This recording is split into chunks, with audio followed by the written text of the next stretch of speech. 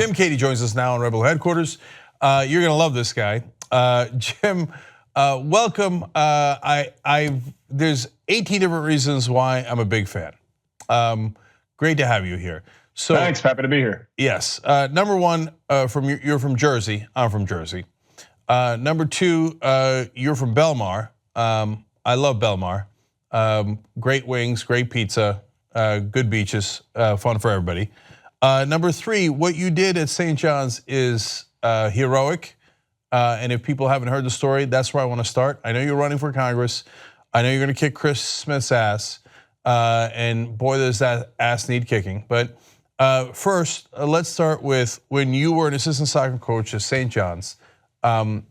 Nike was the sponsor of the team, but you wouldn't wear their clothes. Why? Yeah, it was back in the late 90s. I was an assistant soccer coach at St. John's University. I was the goalkeeper coach. And while I was coaching, I was also going to graduate school. I was doing a degree in theology. And in my first class, I started writing a paper about Nike's labor practices in light of what's called Catholic social teaching. And what I found was if you wanted to pick a company that violated everything we claim to stand for as the largest Catholic university in the country, Nike was it. And at the same time that I was learning this over in theology, in athletics, we were negotiating a $3.5 million endorsement deal with Nike. And part of that deal, I had to wear and promote the products. I tried to negotiate myself out of the deal for about a year behind the scenes. Eventually, I took a public stand and I said I will not be a walking advertisement for a company that's exploiting poor people in developing countries all around the world. And I was given an ultimatum: you wear Nike, you drop this, or get out. I held my ground. I was forced to resign. I became the first and still I'm the only athlete in the world to say no to Nike because of the sweatshop issue. And that was big news. I started getting invited to college campuses to talk about it. And in those early audiences, I'd have the market fundamentalists screaming at me, "You don't know what you're talking about. Those are great jobs for those poor people. And what else would they be doing? And you can't compare the wages there to here. They can live like a king on $1 a day over there." And I knew from my research they were wrong. The competitive Jersey athlete in me wanted to prove them wrong. So in the summer of 2000, I moved to Tangerang, Indonesia. And I went to go live with Nike sweatshop workers and tried to survive on their wage. At the time, it was $1.25 a day. And in 1 month, I lost 25 pounds trying to survive on that Nike sweatshop wage. And I slept on a cement floor with rats and cockroaches. And I met the mostly young women who made the stuff that I wore for my whole life as an athlete. And I promised them, I'll go home, I'll tell your stories, I'll advocate for you. And I thought I was going to do that, for a 6 or 7 week speaking tour. I ended up doing it full time for 15 years. And I have lectured on that issue at more than 500 campuses in 43 different states and 3 different countries. I've been brought down to Capitol Hill to brief members of Congress about the issue. In 2015, when the TPP deal was being pushed by the Obama administration, he had his press conference on Nike's campus. And I was being brought on to television shows. And from that, one of Bernie's staffers saw me, and I ended up having a clandestine mission organized through their office and working with some other nonprofits, and went to Vietnam and met with the underground labor movement, democracy movement, and brought them the side of the story that they weren't getting from our State Department and our corporate Dems, and then brought back what was really going on the ground, because Nike was the largest private employer in Vietnam at the time. And, went down and briefed the Senate Finance Committee on this. And I've just been deeply committed on that issue. And it was really a formative experience for me in that I saw how power aligned to protect an injustice. And I raged against it. And I still have been, for the last 20 years of my life. And it really created a dynamic for me that I always seek out: where are people voiceless, vulnerable, marginalized? And I try to bring my passion and commitment to social justice and my voice to bear, to be a voice for those voiceless. Yeah, but Jim, have you ever done anything progressive? All right, so now that we've learned that you're a billion times better guy than I am, we can move forward. Didn't Chris Christie once tell you to sit down and shut up too? Yeah, a lot of people in New Jersey and around the country know the sit down and shut up moment. I mean, you can't walk into a bar here in New Jersey, you say to somebody, "Hey, do you remember when Christie screamed at that guy to sit down and shut up?" And everyone says, "Yeah." And I'm like, well, that was me. What they don't know is why. That was the second anniversary of Hurricane Sandy. Hurricane Sandy devastated my hometown of Belmar. I had dropped everything for a month after the storm, helped get my town cleaned up and cleared out. In fact, a few days into the recovery, the borough gave me one of the big borough dump trucks to run all of the volunteer crews around town to help out families. And, I trusted the governor when he said, after we got the state stabilized, that the top priority of his administration was going to be getting Sandy families back home. And here we were, fast forwarding 2 years, and we still had over 10,000 families that weren't back home yet.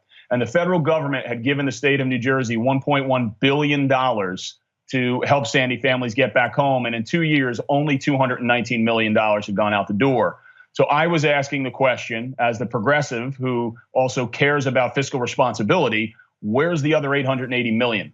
And the governor couldn't answer that question and eventually blew his stack and screamed at me to sit down and shut up. And I made it very clear to the governor on that day that would never happen, that I would always stand up and speak out for the people in New Jersey. I helped to form an organization called the New Jersey Organizing Project. And through the NJOP, in the advocacy work that we did, in the 3 months following the sit down and shut up moment, more money went out the door to Sandy families than had gone out in the previous 2 years. And I share that in particular for the activists that are listening to this. This is why public, provocative, active civil disobedience works. And we have to be on the front lines, challenging our elected officials and demanding accountability from them for the promises that they make. I can't imagine a worse guy to try to get to shut up and sit down than Jim Cady. So that one gonna work. Nope. Look, I want to give your links right away in case people want to help. So you talked about activism. Well, people can get active on your campaign. They can volunteer. They can do small dollar donations. They want a little bit larger donations, right? Because my guess is you're going to be up against a lot of corporate money in a little bit.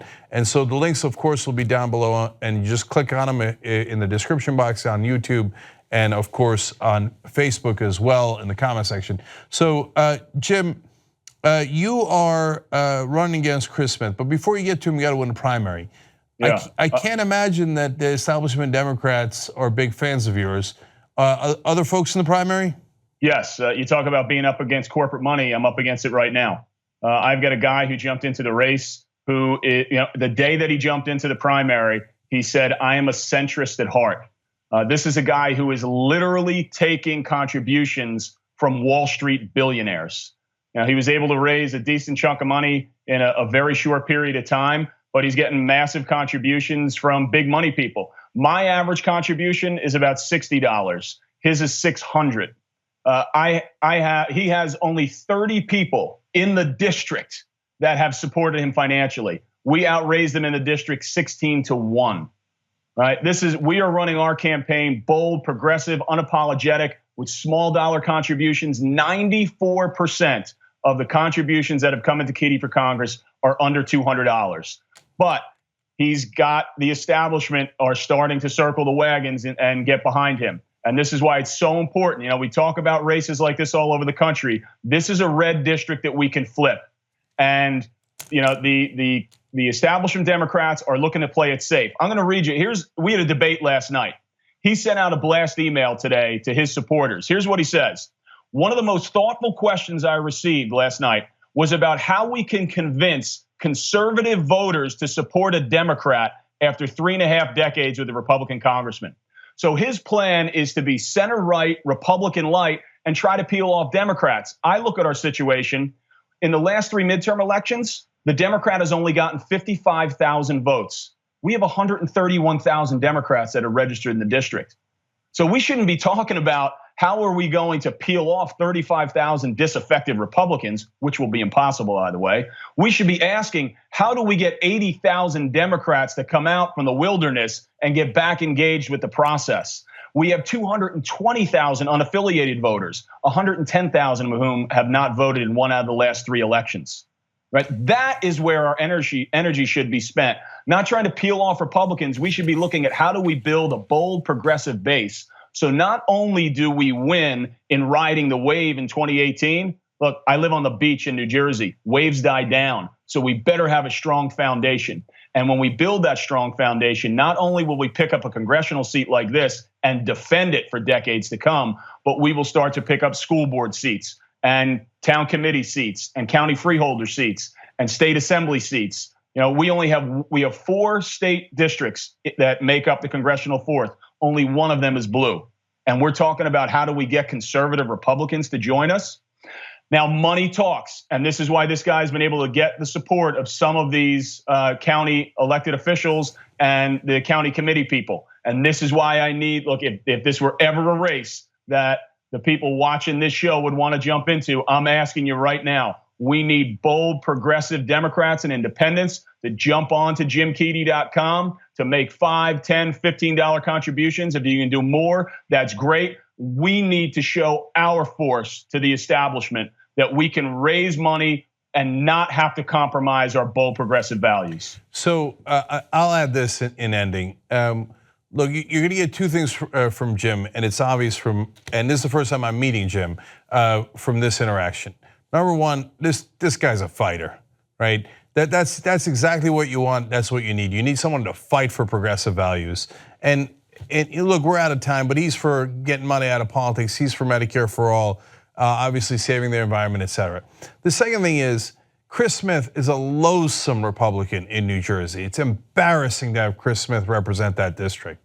And you're not gonna win it by going with a mealy-mouthed Democratic establishment way of trying to convince Republicans to vote for you.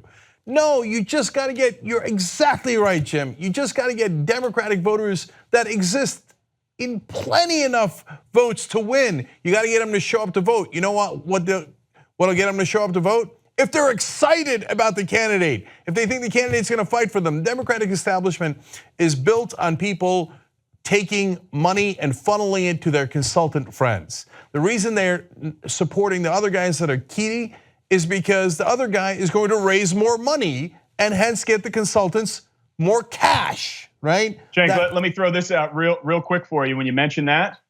So there was one Democratic chairwoman that came out and endorsed this other guy that I'm running against. She now is working for a company that has the consulting job for his campaign. There's another Democratic chairman who recently endorsed him. He's now the intern campaign manager. So there aren't even levels of separation on this. Yeah, no, to which I say, of course that's what's happening.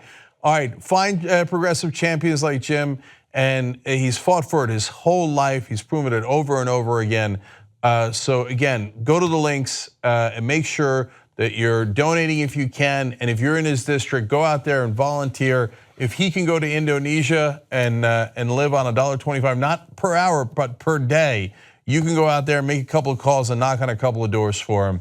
Let's go get this district for actual progressives. Jim Keedy, thanks so much for joining us at Rebel Headquarters. Thanks for having me. It's great to be here.